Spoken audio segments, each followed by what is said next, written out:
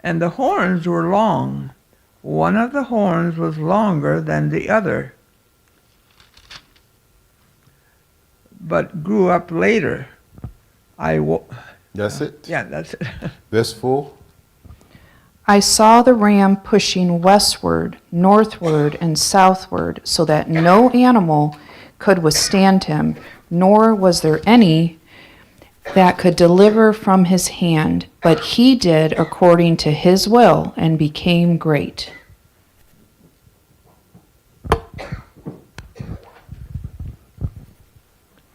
As I was thinking about this, suddenly a goat with a prominent horn between his eyes came up from the west, crossing the whole earth without touching the ground.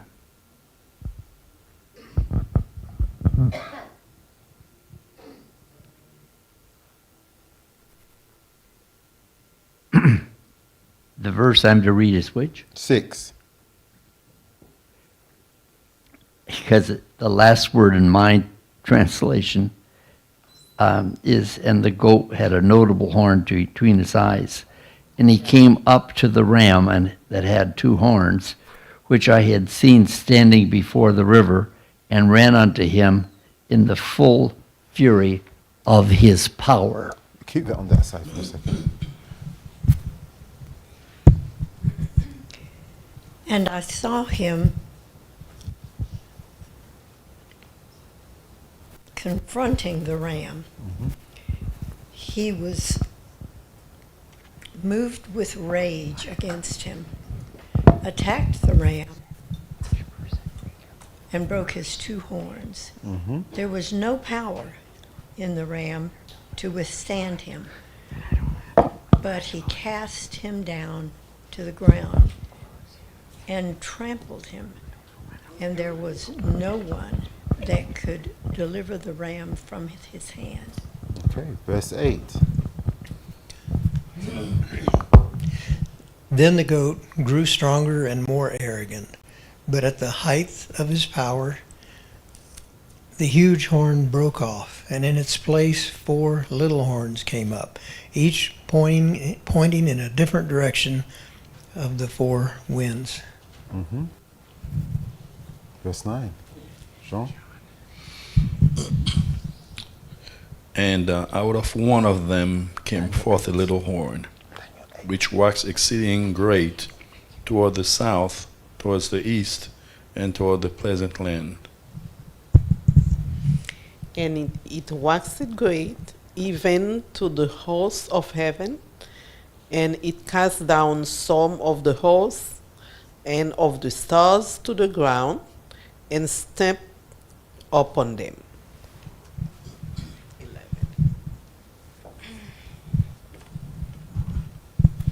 11. He magnified himself even to the prince of the host, and by him the daily sacrifice was taken away, and the place of his sanctuary was cast down.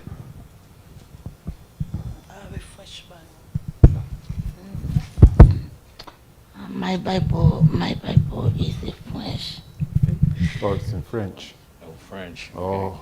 We'll go to the next one. Here, I'll take it. Okay, let's go back to the beginning. Okay. Okay, that's me then. Okay, yeah. So we are on verse 12.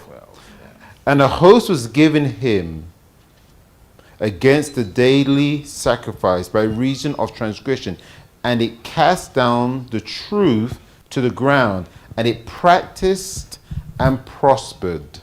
Verse 13. Then I heard one of the saints speak. And another saint said unto that certain saint which spake, How long shall be the vision concerning the daily sacrifice and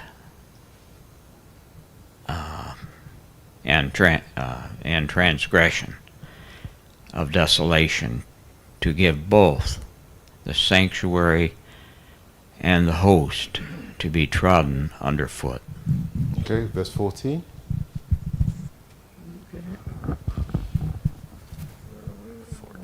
He said to me, It will take 2,300 evenings and mornings. Then the sanctuary will be cleansed. Okay.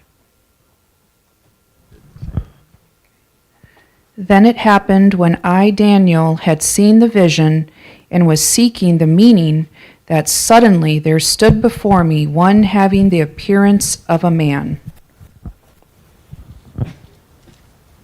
Verse 16. And I heard a voice from Eli calling, Gabriel, tell this man the meaning of the vision.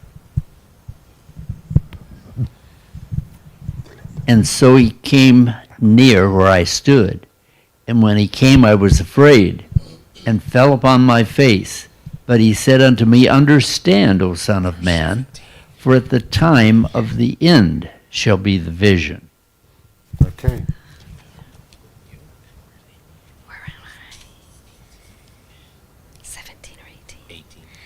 Now, as he was speaking with me, I was in deep sleep with my face to the ground, but he touched me and stood me upright. And 19. Yeah, just read it. And he said, Behold, I will make thee know that what shall be in the last end of indignation. For at the time appointed, the end shall be. Mm-hmm. And verse 20. Back on this side now.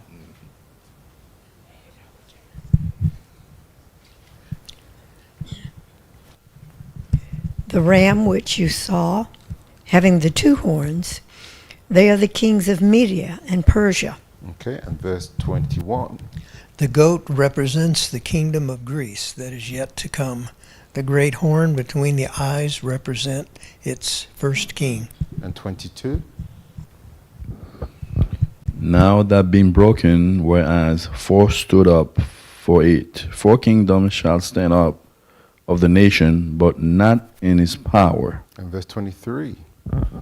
And in the later time of the kingdom, when the transgressors are come to the full, a king of fierce countenance and understanding dark sentence shall stand up. Mm-hmm. And 24. And his power shall be mighty, but not by his own power. And he shall destroy wonderfully, and shall prosper, and practice, and shall destroy the mighty and the holy people. Okay, and verse 25. And through his policy also he shall cause craft to prosper in his hand, and he shall magnify himself in his heart, and by peace shall destroy many. He shall also stand up against the prince of princes, but he shall be broken without hand. And the vision of the evening and the morning which was told is true. Wherefore shut thou up the vision, for it shall be for many days. And I, Daniel, fainted and was sick certain days. Afterwards I rose up and did the king's business, and I was astonished at the vision, but none understood it. Now, that's the whole vision. That's the whole vision we've read from beginning to end. What stands out for you?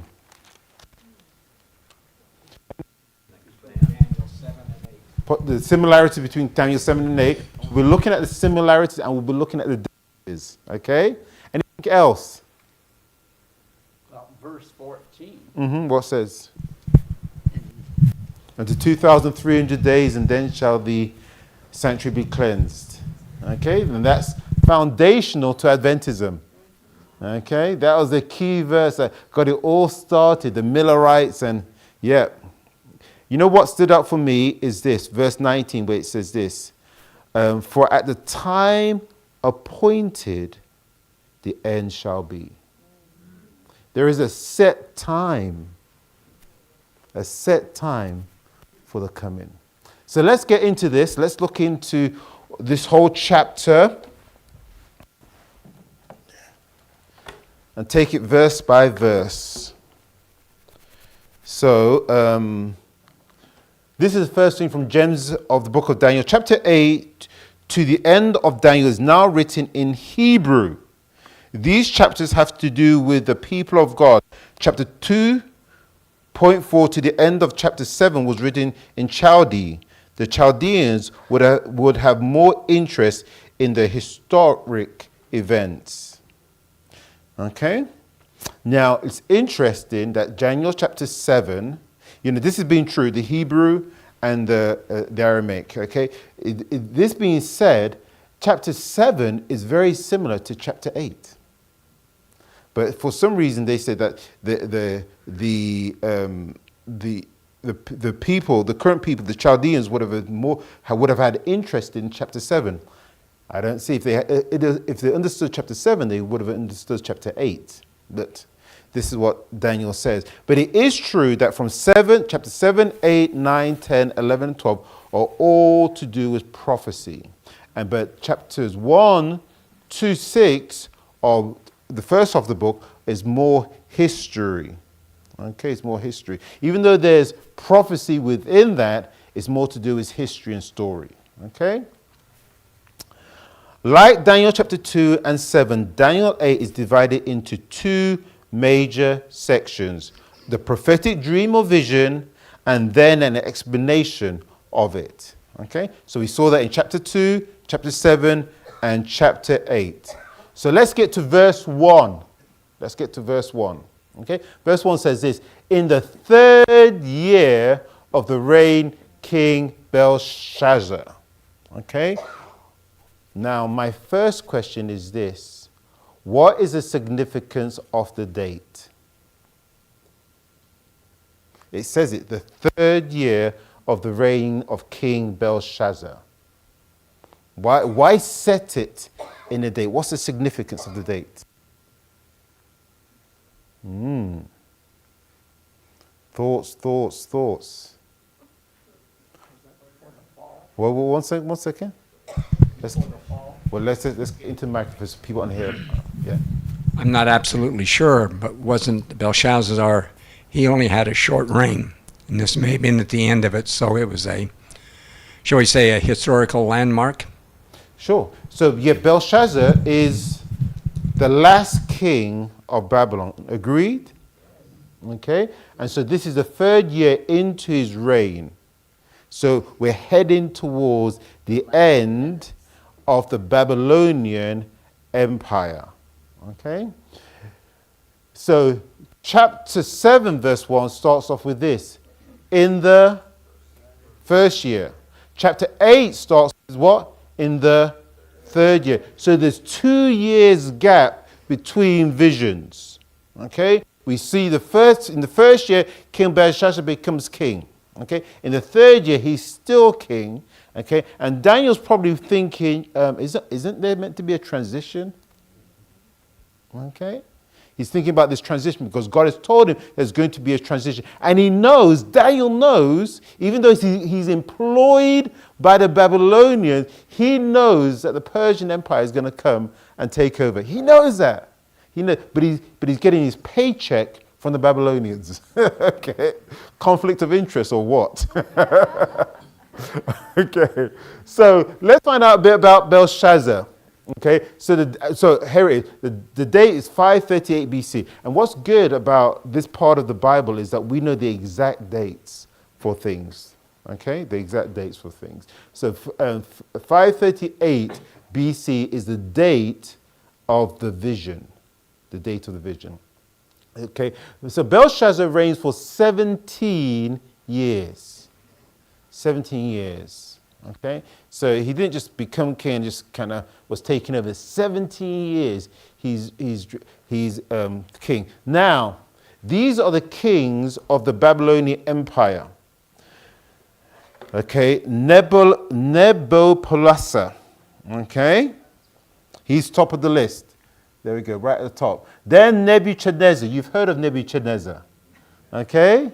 He kind of destroys Jerusalem, takes Daniel back captive, takes Ezekiel captive. That's the Nebuchadnezzar. And he's the best of the kings there. Okay? Nebuchadnezzar. Okay? It was his father okay, his father broke away from the Assyrian Empire. Remember, it was the Assyrians first. He broke away. He ruled the province of Babylon, and he broke away and then conquered Assyria and took over. So, and then Nebuchadnezzar becomes king. And then we have these other kings, okay? Don't last very long. Marduk, Nerigalissa, okay? Labish, Marduk. It only lasted 1 year, less than a year. And then Nabonidus. And Nabonidus is the last king of Babylon. Does anything puzzle you? Where's Belshazzar? I'm glad you're thinking.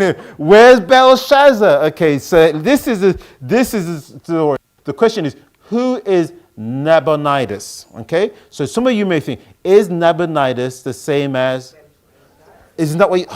I'm glad you guys are thinking like this. Okay, so Nabonidus the same as Belshazzar. That's the question. Nabonidus and Belshazzar are related, but not the same person. Okay. Nabonidus was the last king of the Neo-Babylonian Empire, while Belshazzar served as his crown prince and played a significant role in the Babylonian government during his absence. Although Belshazzar is often referred to as the son of Nabonidus, he was not officially king, but rather a co-regent who held royal prerogatives and was involved in key political decisions. Let's just allow the Bible to back this up, okay?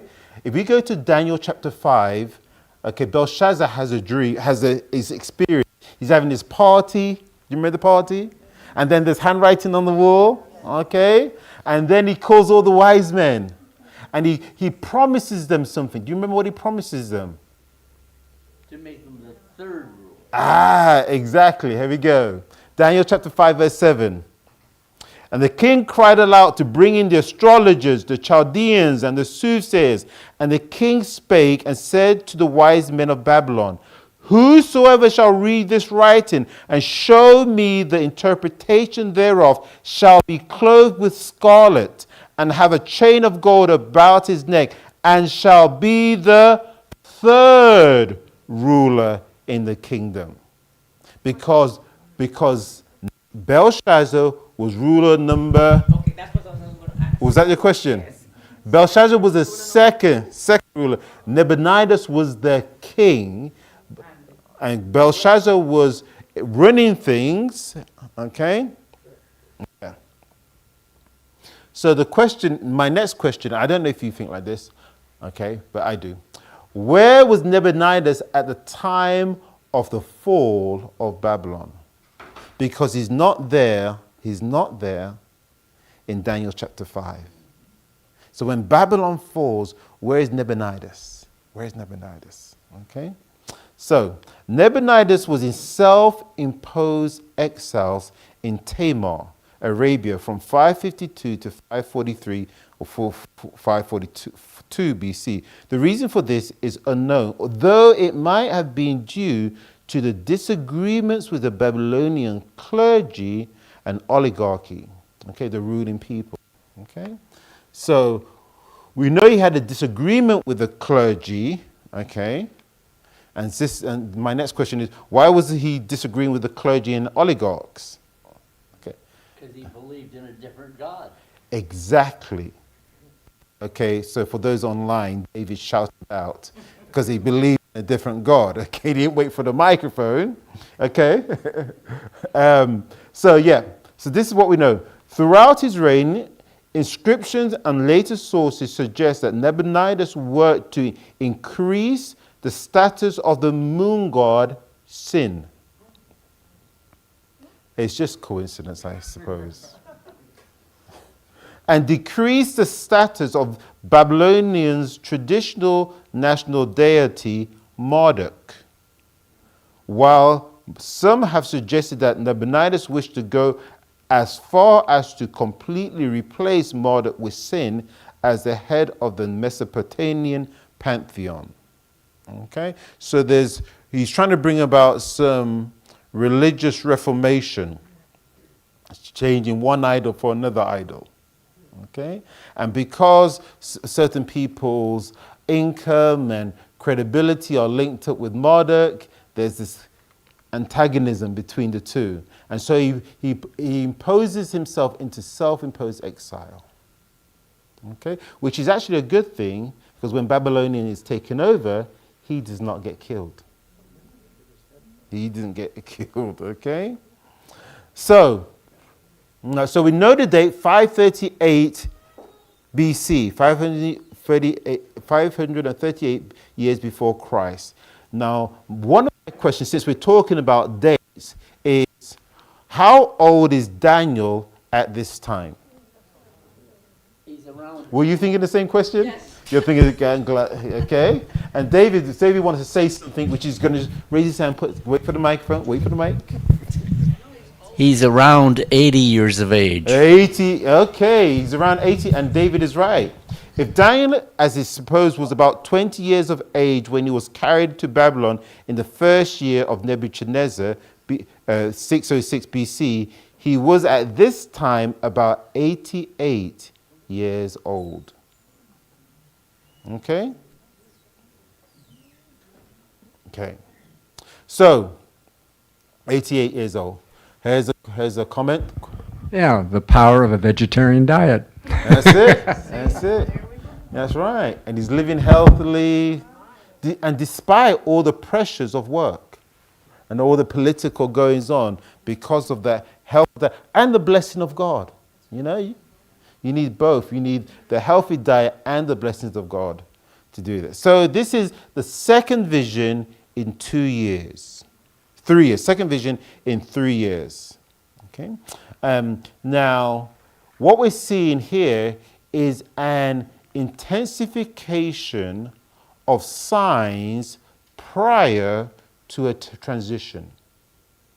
Okay? So whenever there's a major transition in history, there's an intensification of signs, preparing the people for that transition. Shall I give you an example? Okay, so let's take 1844. Was there a transition in 1844? There was you're Adventist. Yes, you know there was a transition in 1844. What were some of the signs that preceded the 1844 transition? 1798. Okay. Well, so David shouts out again. 1798, which is? When the wound was inflicted? Yep, that wound was inflicted there. Wound on whom? The you papacy. Need to be. It's all right. We're all Adventists here. You can say it. The papacy. Okay. The deadly wound was inflicted on the papacy. The Pope was taken captive. The Pope was taken captive in 1790 and died in exile. So that was one of the signs. Anything else?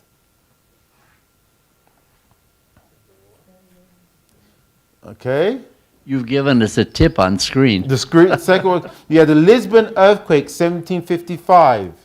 Then in 1780, you had the dark day. Okay? And then that very same evening, you had the blood moon. Okay? And then you had the falling of the stars in 1833. So as we get closer and closer to the transition, the signs intensify. We have a youth class through there. Do you want to say it? Okay, cool. Okay. Now, just in 1844 was a major sign that occurred, which really encouraged the Millerites. Okay. Would you be referring to the fall of the Ottoman Empire? Correct. In 1840, okay, so on August the 11th, 1840, the Ottoman Empire fell. Okay, it was on its way down, but it then gave up, it sought protection from Christian nations. Okay? Now, what's interesting, 2 years before Josiah Litch. Have you heard of that name? Yes. One of the pioneers, Josiah Litch. Josiah Litch, one of the leading ministers preaching the second advent, published an exposition of Revelation chapter 9, predicting the fall of the Ottoman Empire. According to his calculation, this power was to be overthrown on August 11th, 1840. And he wrote that 2 years before the event. 2 years before the event. Exactly on that day, the ambassador from the Ottoman Empire went into the European powers and said, "Can you protect us?" Marking the end of the Ottoman Empire. I believe the British newspaper published that the day before, they published on August 12th, that the day before what had transpired in Italy. Okay, now, are we expecting a major transition ourselves? For sure. Yes. Come on, church. You go to this church because you expect a major transition. Okay? Otherwise, you're in the wrong Adventist church. Okay? So, yeah, we're expecting a major transition. In 1844, what did Christ do?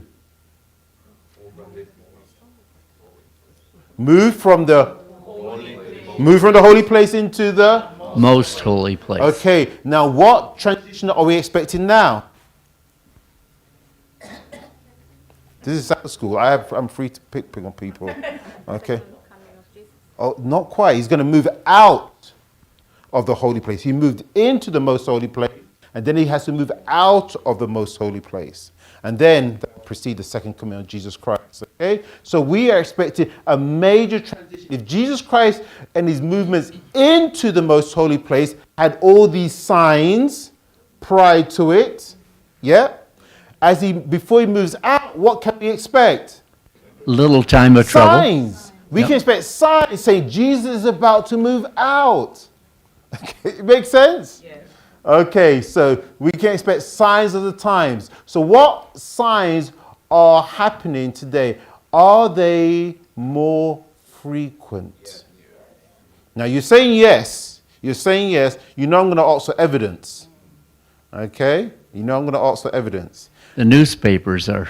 Newspapers, okay. Newspapers. Anything else? Reporting on it.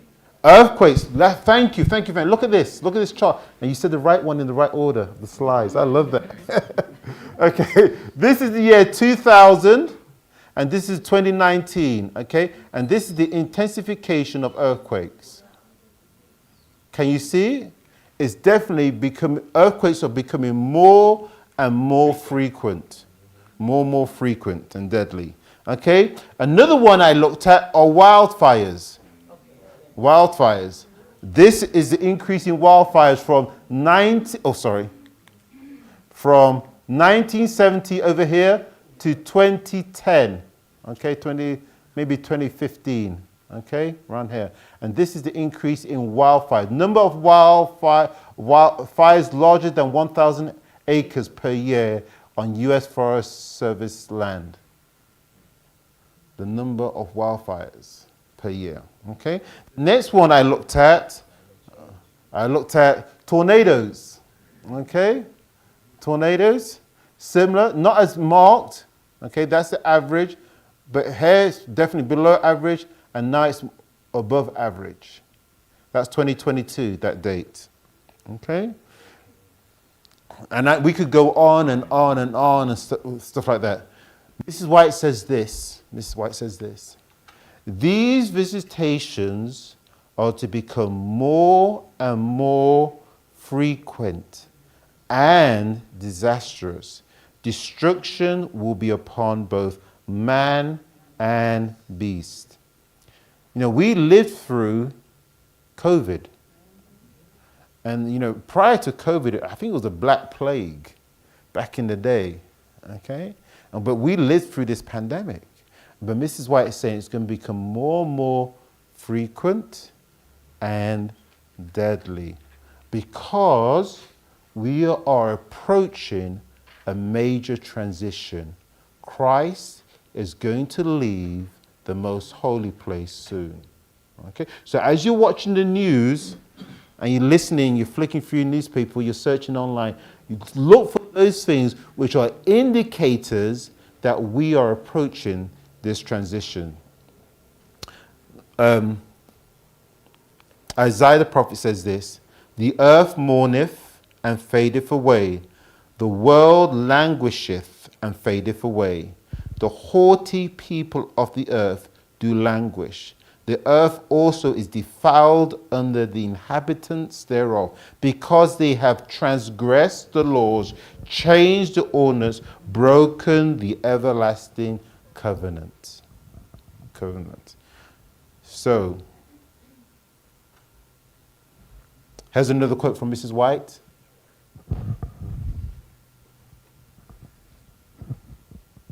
Tom got the mic like he wants to say something.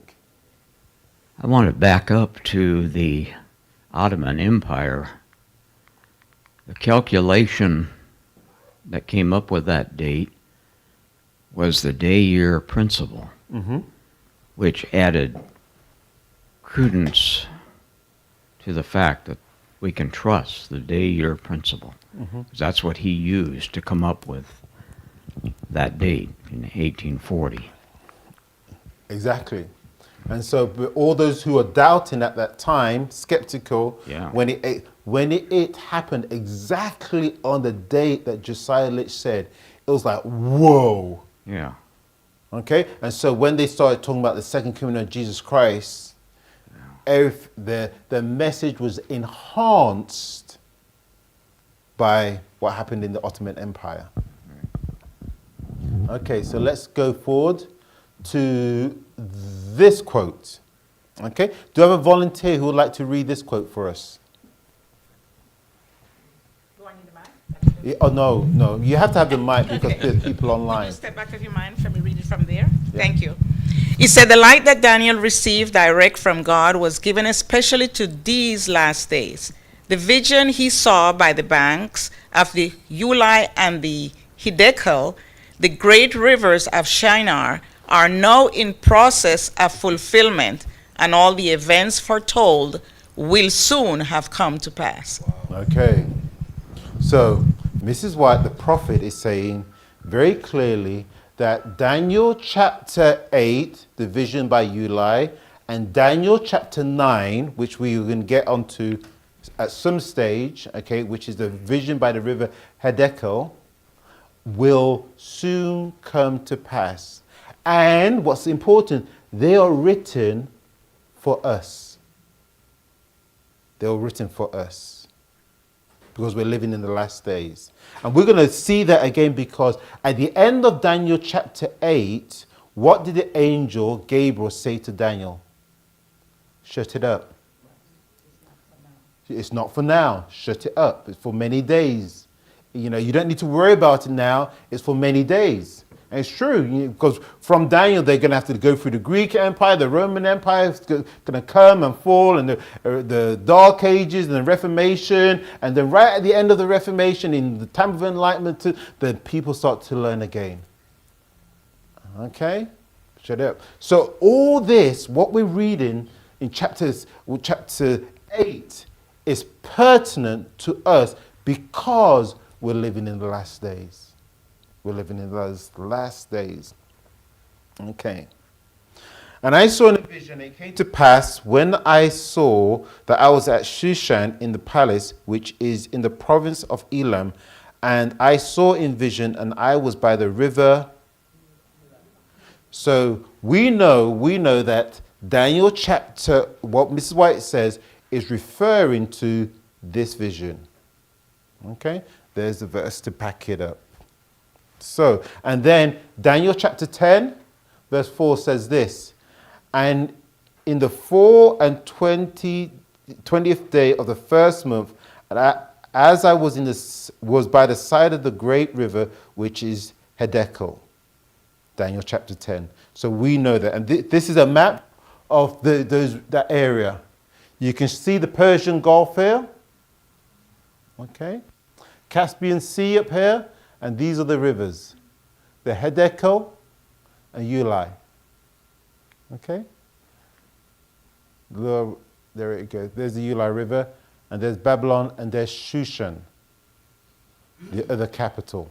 We're going to explain that in a bit. Shushan. Okay, so let's get back to verse 1. Daniel chapter 8, verse 1, which says this. In the 3rd year of the reign of King Belshazzar. We know that. We know the significance of the 3rd year. We know who's reigning and who should have been reigning. This is a vision appeared unto me. What's a vision? It's like a dream that is... Or can people online hear you?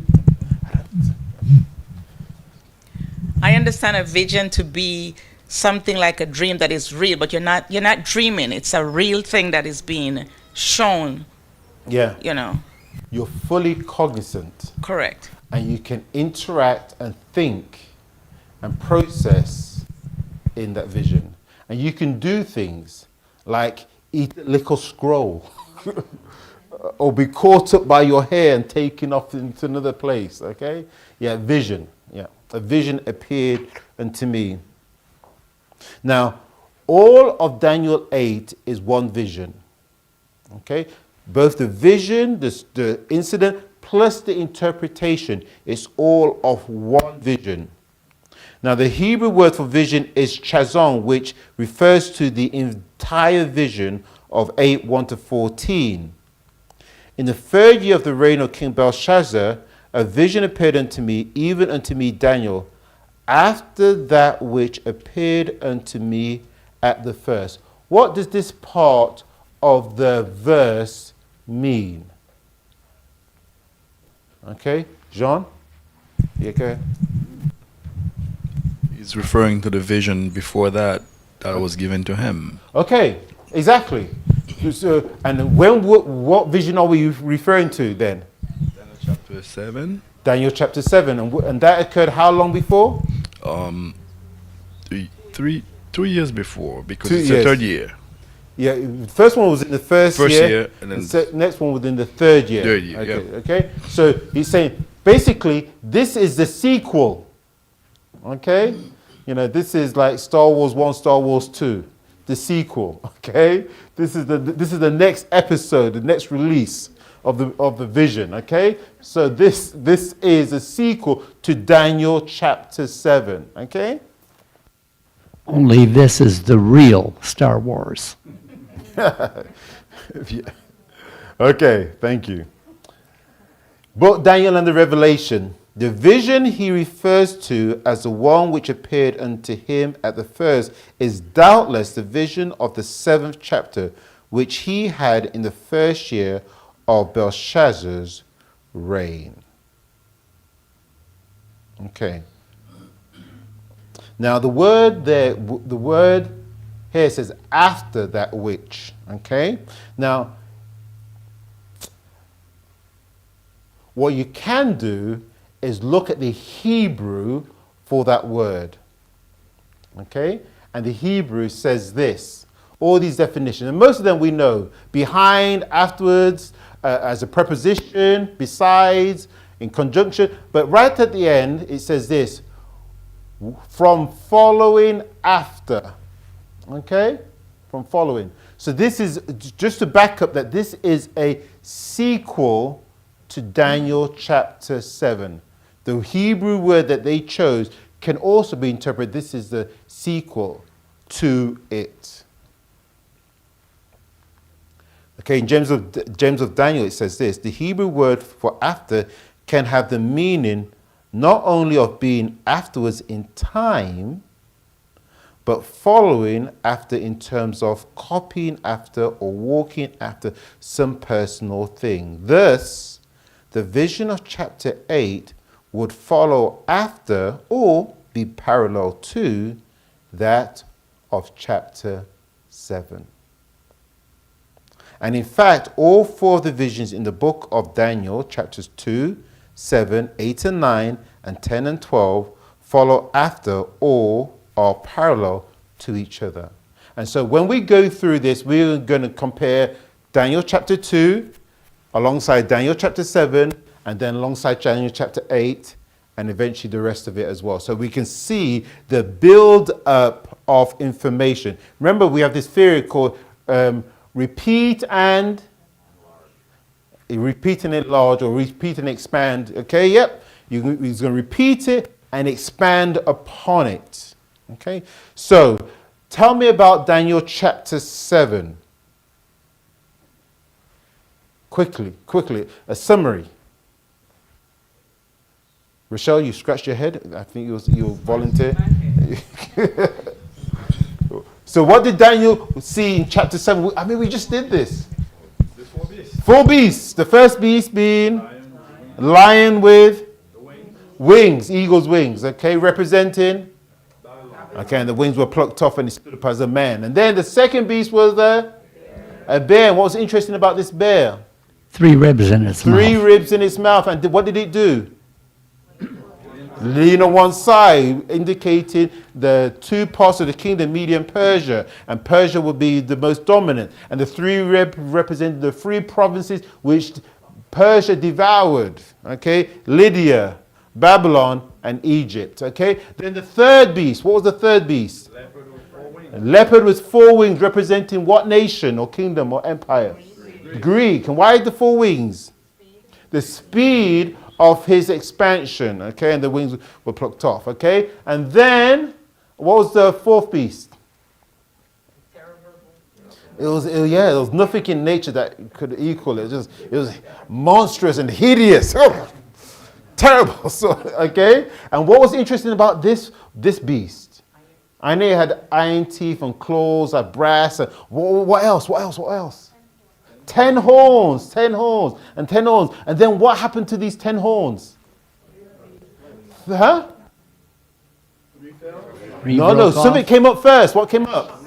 A little horn came up. And what did this little horn do? Plucked up 3 by the roots. Okay, took its place. And then it became what? Very powerful. And a big mouth and the eyes like a man. It spoke boastful things. Okay? And then God said of his king, yes, good. I'm glad you remember. Don't forget that. Okay? Now, let's get to verse 2. So in Daniel chapter 8, verse 2. And it says this, and I saw in a vision, and it came to pass when I saw that I was at Shushan in the palace, which is in the province of Elam. So I'm reading this, and I think I understand the first line. And I saw in a vision, I understand that, and it came to pass when I saw that I was at Shushan. So when I get to Shushan, I'm thinking, I don't know what the significance of Shushan, because everything that is written has a significance. God doesn't just throw in idle words. Okay, it has a significance. So why Shushan? Why Elam? These are two areas, 2 names of places. So I want to know, does anybody know anything about Shushan? Does anybody know anything about Elam? Okay, so you are just like me.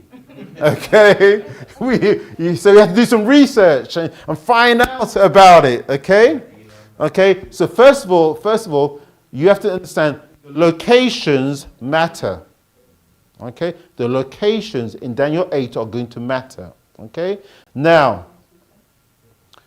we've got 3 locations so far. The first location was given us in verse 1. Okay, and it was a river, and the river's name was Uli. Yeah, okay, so that's part of the location. The second 2 locations are in verse 2, and they are Shushan and you got to keep up, boy. Elam, okay, Elam. So we have these 3 locations: Shushan, Elam, and Uli. And so we have to ask, how do these relate? How do these all connect? Okay, yep. Does anybody know? I can speculate. Okay, so let's say the speculation from Mike. We'll just wait for the mic. Well, if you're talking about an empire to the east or west or north or south, you have to put someplace a pin on the map to make your reference point, and that could be the pin on the map, so to speak, when in the rest of the events take place. That would be my speculation. Okay, cool. Amen.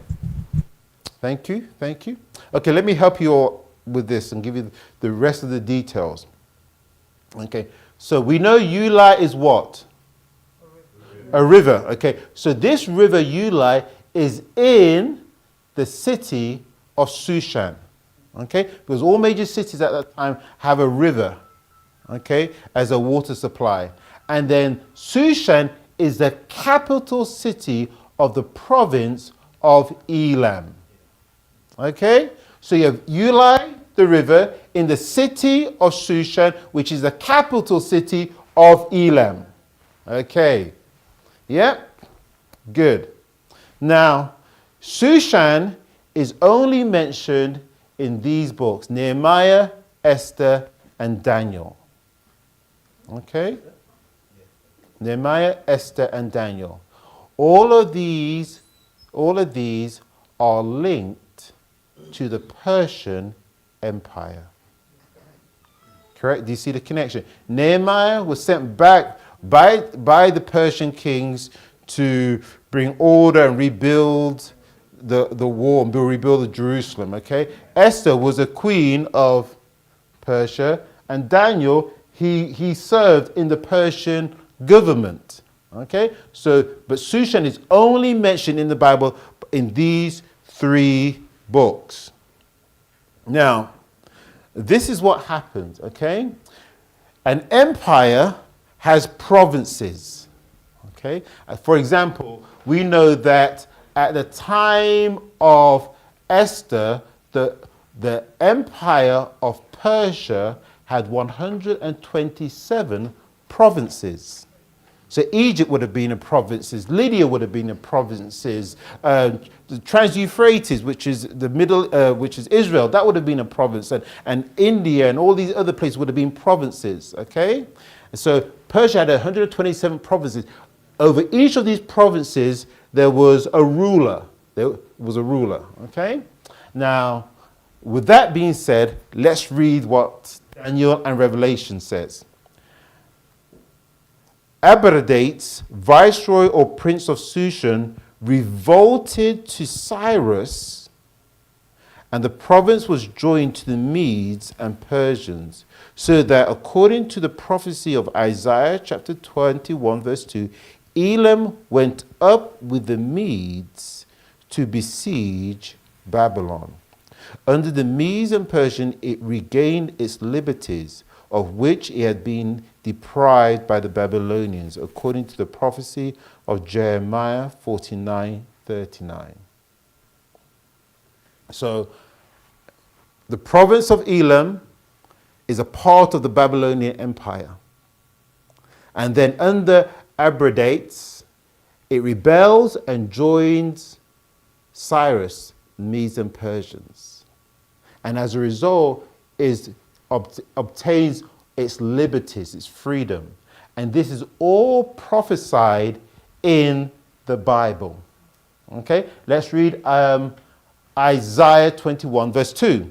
A grievous vision is declared unto me, the treacherous dealer dealeth treacherously, and the spoiler spoileth. Go up, O Elam, besiege, O Media, all the sign thereof have I made to cease. Okay, so you would have read this normally in your Bible and thought, okay, that doesn't mean anything to me, and pass by, okay?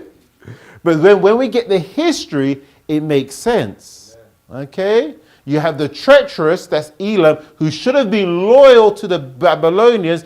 They turn their back on the Babylonians and then join the Medes and then send their army to help besiege Babylon. Okay?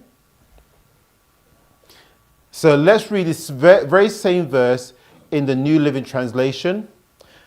A distressing vision is declared to me. The treacherous dealer deals treacherously, and the plunderer plunders. Go up, O Elam, besiege, O Media, all its sign I have made to cease. Okay? And it just goes to show that sometimes when we read in the Bible, we don't realize that we're reading something significant or important, because we just don't spend enough time digging and searching and studying. We're meant to be a people of the book. We're meant to be study.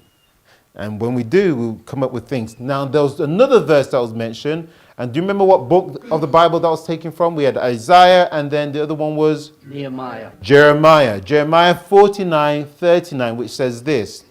But it shall come to pass in the latter days that I will bring again the captivity of Elam, saith the Lord. Okay, that means God's going to restore Elam's freedom in the latter days. Now, moving on. Shushan was a capital of Elam, which was formerly a subject province of the king of Babylon. But as that empire began to weaken and the strength of Cyrus the Persian general was recognized, Elam under Abradate, the viceroy or prince, would revolt from Babylon and join the forces of the Persians. Years before this, the prophet Isaiah has said that Elam and Media would join forces in the conquest of Babylon. As Daniel lived in the palace of Shushan, he saw the way opening for the fulfillment of this prophecy. Now, Daniel has this vision where? He's in Babylon, but where in the Babylonian Empire? In Shushan.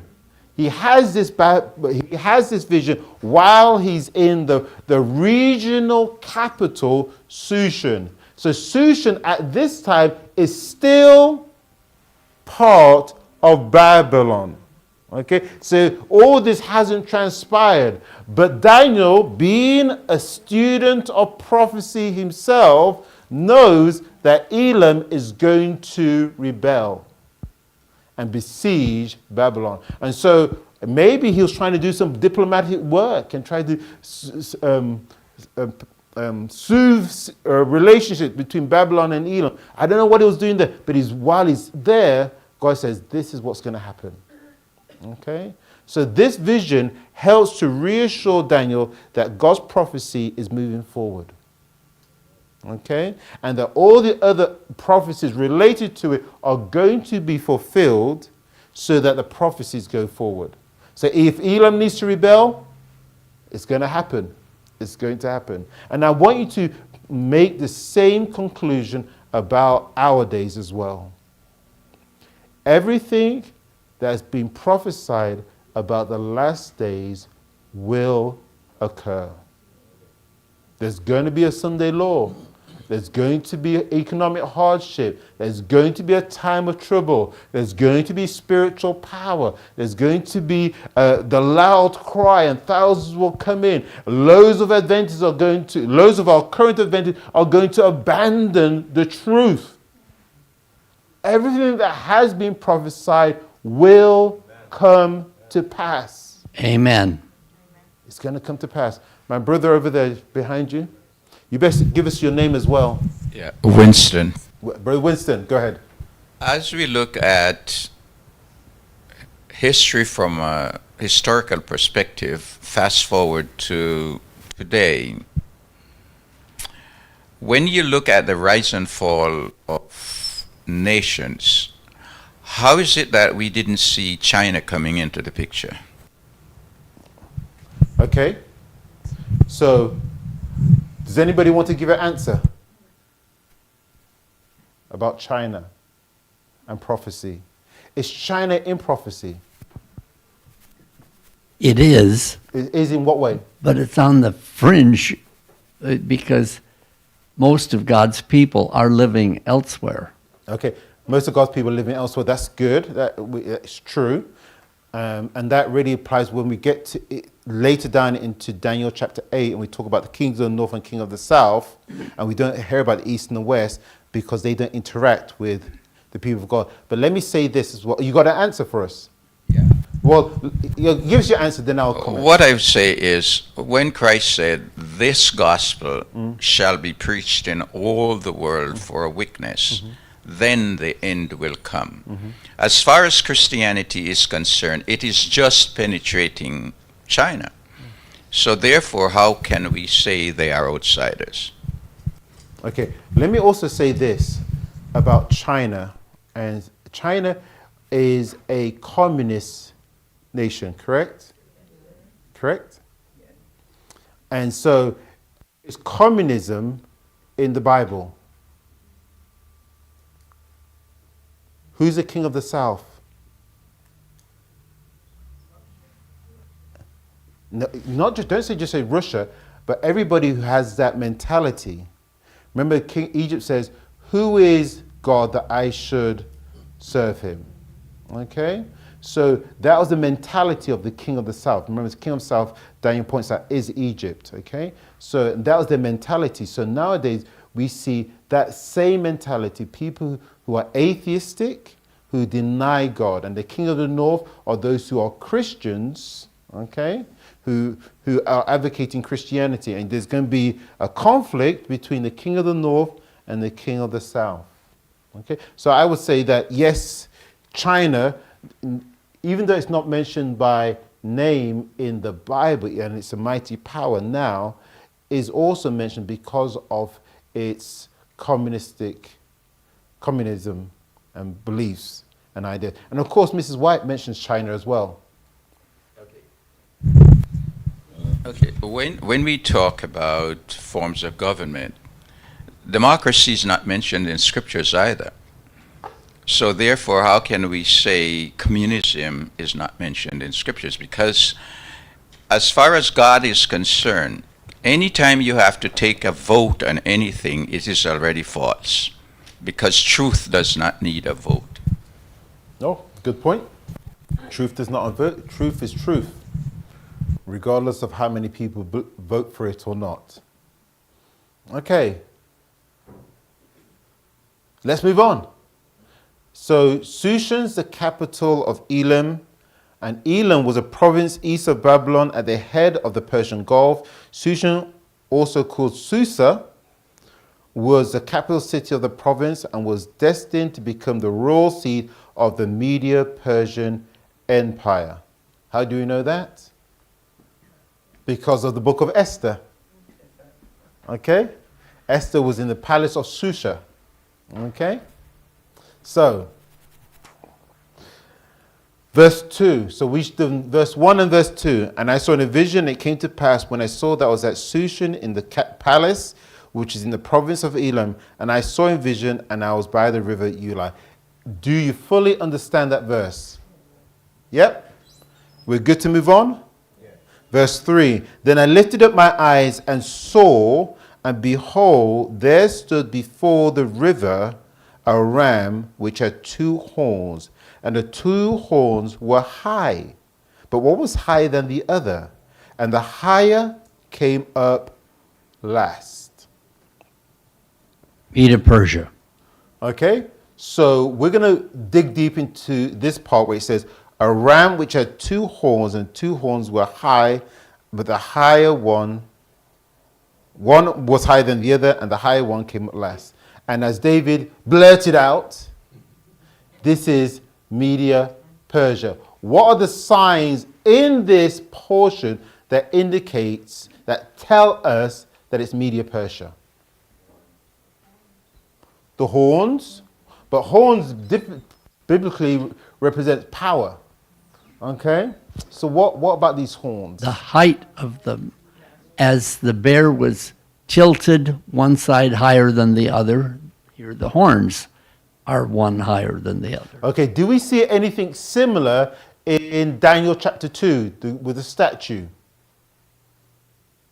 2 arms. Exactly, we have a chest and silver. arms of silver. Okay, we have 2 arms. Chest and arms of silver, okay? But he didn't say that one was stronger than the other. It's only when we get to Daniel chapter 7 do we have the bear that leans up on one side, indicating one part of the kingdom is going to be more prominent than the other. But we do not know which came first or last. Okay? And it's in this one, remember, repeat and expand, repeat and expand. We have, once again, indication of two. This time, two horns.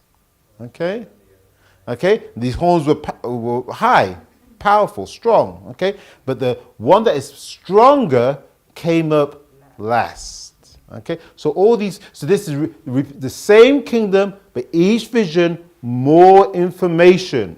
So we are crystal clear that this is the Persian Empire. So now we want to know what this means. Okay, now one of the things in Bible is this: you've got to let the Bible interpret itself, correct? So does the Bible interpret itself and tells us what this verse means? Yes, it does. We read it. I think it's like verse 20? Yeah, there we go. So who's saying this? Okay, this is a quote from somebody speaking. Do you remember who was speaking later on? Daniel is communicating with Gabriel. Daniel's communicating with Gabriel. And because he's communicating with Gabriel, we can trust what he says. Okay, because Gabriel isn't going to lie. Okay, Gabriel's not going to lie. And Gabriel says, the ram which thou sawest having two horns are the kings of Media and Persia. Okay? Media and Persia. Okay? So this is what Gabriel says. So Gabriel interprets. We don't need to do any further investigation. Gabriel says it. That's good for me. Okay. So let's look at it. When we talk about the second kingdom, though, in history, we often just refer to the Persian Empire. We do, very rarely, biblically, we may refer to the Medes and the Persian. But outside of that, we just refer to the Persian Empire. Okay? So this is that repeat and expand. Daniel chapter 2, silver, two arms. Daniel chapter 7, a bear, lean to one side, three ribs in its mouth. Repeat and expand. Daniel chapter 8, a ram, two high horns. The high horn came up after. More information. Now, the higher horn, the higher came up last, represented the Persian element, which, from being at first simply an ally to the Medes, came to be the leading division of the empire over time. Okay? So, when you go to the British Museum, I would have this thing about the British Museum, I don't know why. British Museum is huge. It's absolutely huge, okay? And you could spend days just going through there and reading this stuff, okay? Fantastic. But if you go to the Persian part, it's simply labeled the Persian Empire. It's not called the Medo-Persian Empire, okay? Not called Medo-Persian Empire. Both symbols apply to the double nature of the kingdom of the Medes and Persians, but the uneven horns of the ram give a more specific description. For while the Median kingdom was the older of the two, the Persian excelled in it.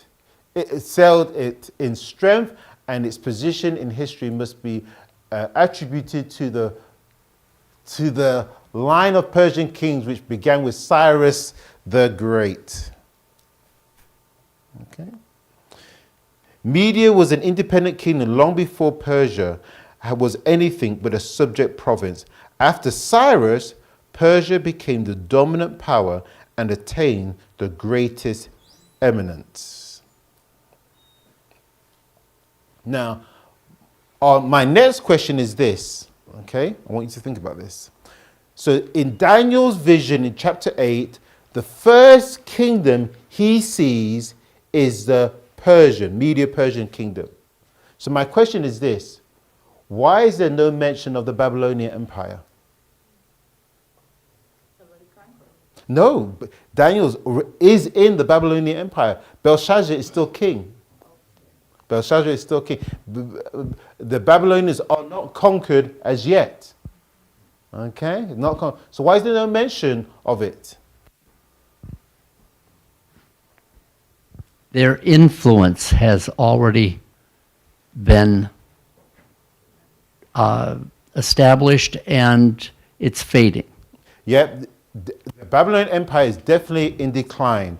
After Nebuchadnezzar, the following kings were weak. They didn't reign for long, and some were assassinated. It started to have these internal problems. Winston, did you want to say something? What I wanted to say was they were now moving off the scene, and the Medes and the Persians were coming on the scene. Yeah. And when you look at it from a historical perspective, even though the British Museum does not emphasize media, but they were before the Persians. Yeah. So because of that, even though from a historical perspective in the museum they don't mention media, from a biblical perspective, the transition was Medes, then the Persians. Yeah. But they were one empire. Remember, they Yes. joined forces together. They worked together. First, the Medes were the dominant force, and Darius was the last king of the Medes. And then you had Cyrus, king of the Persians, and he became and then from there it was just Persian kings. Okay, but they were an empire together. They worked together. Okay. Yep. So, any other comments? Here we go. Since Babylon was soon to fall, it is naturally left out of the symbolic prophecy. The symbols of this vision begin with Medo-Persia. In fact, Babylon has 9 years left. Then it's it. It's over. Only 9 years left. Okay? Verse 3. Still on verse 3 says this: a ram which had 2 horns, and 2 horns were high, but one was higher than the other. And he mentions this word higher 3 times. Okay? So my thing is, let's look it up. Okay? So high means high, tall, high in position, or proud and haughty. Proud and haughty. And I think this is really applicable to the Persians. Isaiah 10 verse 33 says this: behold, the Lord of hosts shall lop the bow with terror, and the high ones of stature shall be hewn down, and the haughty shall be humbled. And that word translated haughty is the same word that Daniel used for high. The very same word. Very same word. Again, we see the same thing in Psalms 138, verse 6. Though the Lord be high, yet hath he respect unto the lowly. But the proud, the same word, he knoweth afar off. Okay? So the Persians were very proud. The Persian Empire's pride is deeply rooted in its historical significance and cultural impact. This enduring pride is often invoked to symbolize national resilience and cultural depth. The Persian Empire's influence extends beyond ancient history, shaping modern notions of national identity across the region. Its legacy informs cultural symbols, traditions, and political structures still evident today. Okay? Let's see if we can do one more verse, okay? Okay, let's do verse 4. I saw the ram pushing where? Westward and northward, and so that no beast might stand before him, neither was there any that could deliver out of his hand. But he did according to his will and became great. Okay? So remember we said that before, location, location, location. Okay? And here we have some more. Westward, northward, and southward. Okay? So let's add this to our comparisons between Daniel 2, 7, and 8. So we see that a further description of the ram is a pushes west, north, and south. That was new information now. New information. So I'm going to ask you, what does this concept of pushing mean?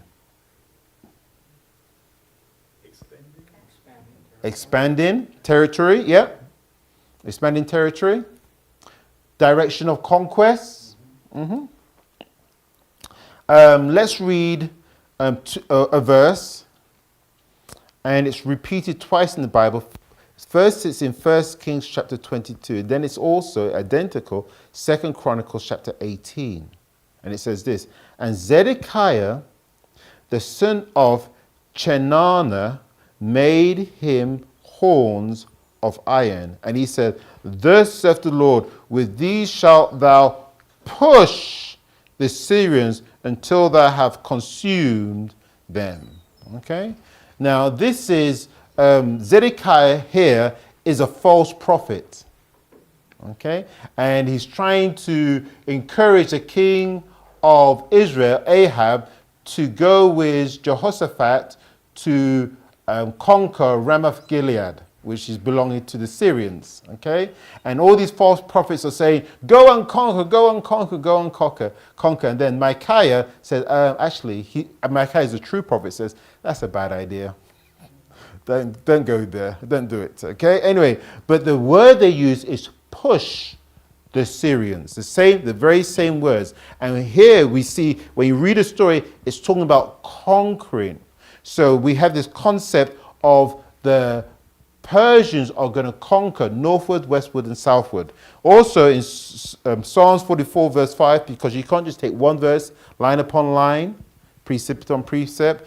Through thee we will push down our enemies. Through thy name we will tread them under that rise up against us. The same word, same concept. So push is military success. Push is military success. So there's going to be military success for the Persians westward, southward, and northward. Westward, northward, and southward. Is this true? Just say yes because it's the Bible.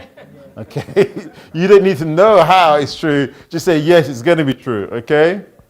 So, Daniel and Revelation, the different directions in which the ram was seen pushing to know the directions in which the Medes and Persians carried their conquest. Okay, so what was west of the Persian Empire? What was west of the Median Persian Empire? Greece. No, not just yet. They first have to conquer Babylon. Okay? Then they have to push northward and conquer Lydia.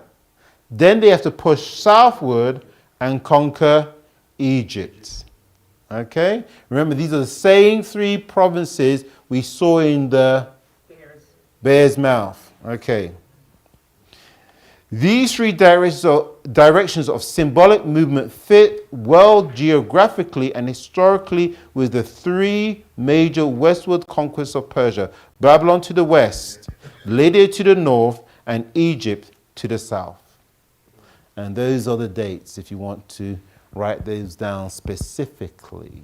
But it's in Gems of Daniel, and you bought the book. Okay. Okay, so now it came to pass in the days of Assuerus, this is Assuerus which reigned from India even unto Ethiopia, over 127 provinces. Okay, from Ethiopia, which is in the south, below Egypt, all the way up and across to India. 127. These three major conquests in the west correspond well. This is Gems of Daniel saying the same thing. These three major conquests to the west correspond well with the three ribs in the mouth of Media-Persia bear. However, the bear is not described as going off in these three directions to make its conquests. Okay? And we will stop there. Okay? So I want you to go away, finish reading verse 4. Okay? And it says, no beast might stand before him, neither was there any that could deliver out of his hand. I want you to study into that and study the next 4 verses afterwards. So get to at least to Daniel 8 verse 10. Okay? So that's your homework. That's your homework. Amen? Okay, I haven't been taking in any homework, but perhaps I should do. Okay. Make sure that you're doing it. Okay? Okay. Any questions? Any comments? Okay, over here. On the first slide that you had, the first slide when you started, Yeah. where there was the father of Nebuchadnezzar, and then it says Nebuchadnezzar the second. Mm-hmm. Is the father also named Nebuchadnezzar? Is that name meant Nebuchadnezzar? Well, let's see where you're going to. Oh, here we go, here we go. No, we don't have two Nebuchadnezzars. We have Nebuchadnezzar and Nabopolassar. Yes, it's just usually when I see the second, it seems like it's coming from a first. Oh, that's the second. why I asked yeah. the question. Yeah, so there was previous kings before that. Okay. Okay, remember, and these are kings of the empire. So there would have been a Nebuchadnezzar the first who would have been king of the province. Okay. You understand that? Because before Nabopolassar, Babylon is just a province of the Assyrian Empire. And then under the Assyrian Empire, he breaks away. And then he conquers the Assyrian Empire. And he becomes the first king of this line. Okay? Nabopolassar. Okay? Thank you. Great question. Brother Winston? Is there a correlation between the transition of one empire to the other from a historical perspective? As we look at 21st century now, there seems to be a transitioning that America is waning and China is coming up. Even if you look at it from an economic perspective, America's economy is going in the doldrums while the Chinese economy is coming up. I'm just wondering whether or not we have missed, as I said before, the rise of the Chinese when we stop prophecy with America. Okay. You know, I think over time, if God didn't come and all these end time events weren't going to transpire, perhaps we will definitely see the dominance of the Chinese empire around the world, and it will become the dominant force in the world. But because we know that that's not going to happen because of the Sunday law and America compelling the whole world to make an image to the beast. And because Revelation is crystal clear about that and our interpretation of it is solid, I believe that's going to transpire just as Revelation 13 says. Okay, so even though China is going to be a major force, we'll see is after the general close of probation, there's going to be World War III.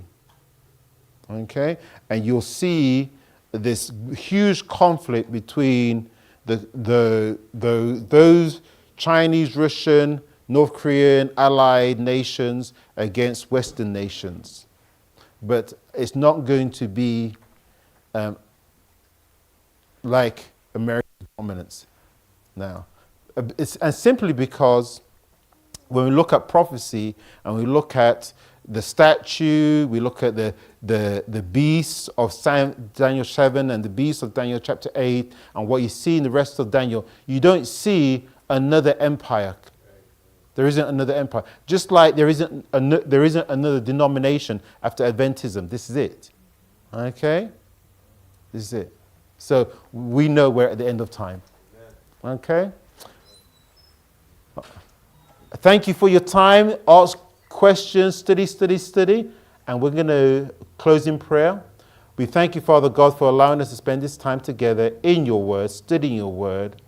It's exciting to see the detail in your word and how even the small details come to pass. And we can rest assured that every detail regarding your second coming will also come to pass. We love you, Lord. Teach us how to trust you with all our heart. Help us to align our life and our goals with your plan so that, just like Daniel, we can be found faithful. We pray this in Jesus' name. Amen. We're going to take a 15-minute break and we'll start with some announcements in 15 minutes.